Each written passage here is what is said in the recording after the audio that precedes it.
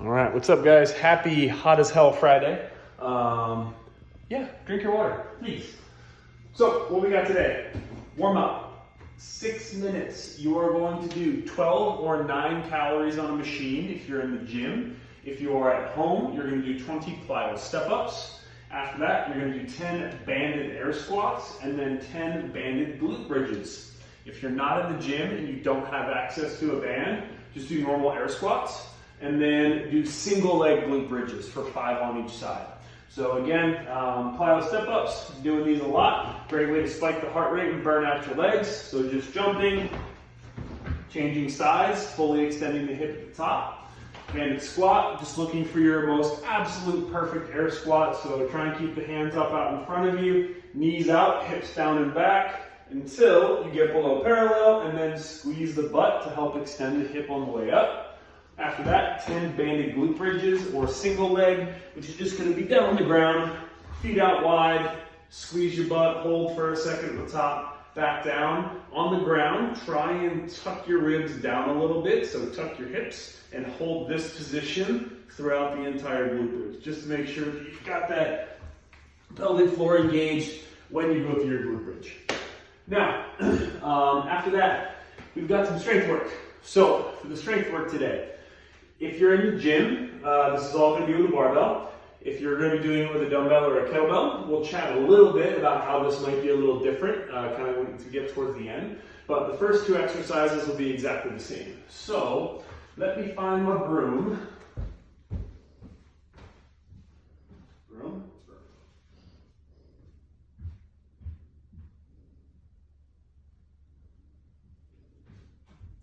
All right, broom. So, what we got going on today? First thing, you're going to do 3 sets of the complex, 3 high hang muscle cleans, and then we are going to do 3 tall cleans. So again, these movements basically are the exact opposites of one another, and the reason we put them together is to kind of help focus on 2 very distinct pieces of the clean or of the snatch. So for the high hang muscle clean, I want that barbell, PVC pipe, dumbbell, whatever it is, basically right in my hip crease. And then from here, all I get is a little dip. So it's basically just a quick little break of the hips, chest forward. This is my high hang position. And then from here, I'm going to keep that bar close, pull all the way to a front rack position. Again, at speed.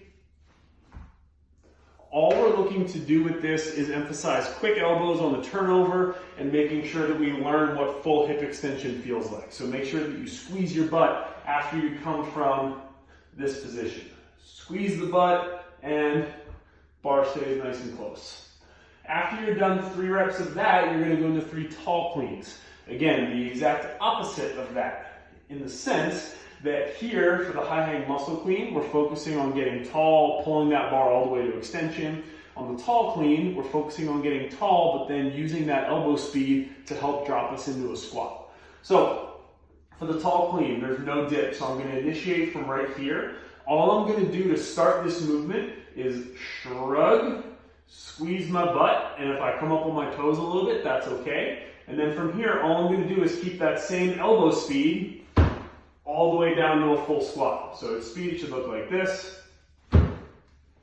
So again, that bar stays nice and close to the body, and we're just focusing on quick feet, getting down into that squat as quickly as you can. So 3 sets of that, 3 and 3. So 3 high hang muscle clean, 3 tall clean, 3 times 3. You can also do that with a dumbbell. So perfectly fine, dumbbell, kettlebell. It's gonna look exactly the same for the high hang. That dumbbell is gonna be between my legs. Dip a little bit, pull all the way to the front rack, and then for the tall clean, same thing. Kettlebell starts just off the side of my thigh, and then I just shrug, squeeze, and drop into that full squat position. Now, after that, if you're going to the gym today, you're going to do 6x1 squat cleans with a slow first pull. If you're doing it at home, you're going to do 6 sets of 5 cleans per side with a slow first pull, just focusing on technique. So focusing on how the object feels off the floor and just trying to keep it close the entire time. Now, for the slow first pull, what we're looking for, so when you get set up for a clean, My feet should be just outside my hips, toes are turned out slightly, and I've got my knees pressed out into my elbows the entire time. So from the front, this is what we're looking for. Chest is up, eyes are up. Now from the side, just so you can see the same thing, here. So you notice that my shins are pushed relatively back. I'm feeling the tension in my hamstrings. My hips are relatively high, but not full deadlift. From this position, I'm gonna pull slowly until I get past the knee. Once I make that transition, that's when you're gonna start to add speed. So that's when you're gonna try and start to accelerate the bar, pull it in close to that upper thigh, and then we're just gonna try and apply the mechanics of the tall clean and the high hang muscle clean from earlier. So working on that elbow speed, full hip extension, all that good stuff. So again, 6 sets of 1 if you're in the gym, 6 sets of 5 per side with a slow first pull if you're working at home. Now, after that, your workout today, it is prescribed on a 30-minute clock. So if you're going to the gym tomorrow, I would not, you're not gonna have time to do the full 30-minute workout and any of this weightlifting. There's just not enough time in a 50-minute class. So what I would recommend is come in, hit your warm-up, hit your strength work, should take you up to about maybe the 15-20 minute mark, and then do the workout, but with only 4 rounds. So it's going to be a 19-minute workout instead of a 29-minute workout because there's a minute of rest in there at the end. But either way, so that's what I would recommend if you're going to the gym tomorrow. Now, for the workout format, how this works, every 5 minutes for 6 rounds, or 4, you're gonna do a 4-minute AMRAP, followed by 1 minute of rest. You're gonna change the AMRAP from odd to evens. So you're gonna start 3, 2, 1, go. You're gonna be against a 4-minute clock. You're gonna go for a 400-meter run, and then when you get back, you're gonna do as many squat cleans as you can with the remaining time. You're gonna rest for a minute, and then at the 5-minute mark, you're gonna go for a 400-meter run, and then you're gonna do max handstand push-ups or push-ups or push press in the remaining time. And then you'll rest for a minute, and you'll repeat that whole sequence 2 more times through for, again, a 30-minute total or a 20-minute total if you're going to the gym. Now, as far as stimulus goes, what I would like to see here, first off, for the runs, again, if you're going to the gym and you don't want to worry about leaving your quadrant, you can just 1-to-1 machine distance. So you can row, ski, or bike for 500 meters. So you can just do our normal scale here.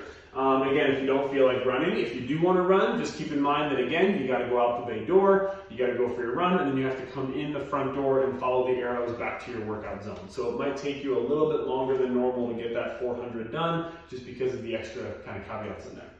Now, as far as the squat clean weight goes, if you're in the gym, I want to see moderate singles. So again, 1 rep at a time, you're never failing, you're never worried about missing a rep, but it's a decently challenging load. So, you know, something like maybe 70% of your 1 rep max or 60% of your 1 rep max. So something that's not light. I don't want you to have any inclination to try and go touch and go. I want you to do 1 rep at a time and stand it up and just have to fight for that squat. If you're doing this at home, you're just going to do alternating squat cleans. So you'll do squat cleans on 1 arm, all the way down, stand up, and then you'll go down back onto the ground, alternate hands, and repeat, and you'll keep going through that for whatever time is left in your 4-minute working window.